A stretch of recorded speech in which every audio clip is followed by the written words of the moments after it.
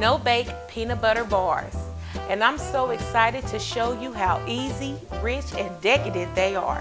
So I'm going to go ahead and give you a few seconds to get to your kitchen and grab some butter, brown sugar, powdered sugar, peanut butter, and semi-sweet chocolate chips or milk chocolate. First, you're going to grab an 8 or 9-inch square pan, line it with aluminum foil, and spray with non-stick cooking spray.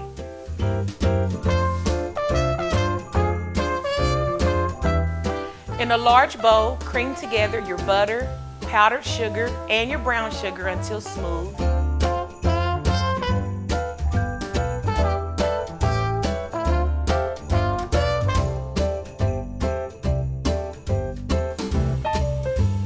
Next, you're going to stir in your peanut butter, mix it until smooth. Then we're going to transfer the mixture onto your baking pan and you're going to press it evenly. Next, in a small bowl, you're going to add your remaining butter and your chocolate chips, and you're going to heat them in the microwave for 1 minute. Ooh, our chocolate is perfectly melted. Now don't eat it just yet. We need to spread this on top of our peanut butter mixture evenly and smoothly.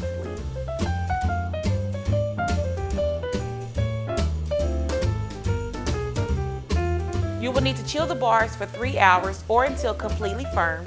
Just make sure you let them set at room temperature for 10 minutes before serving, so they will be easier to cut, and you can make your squares as little as you like or as big as you like.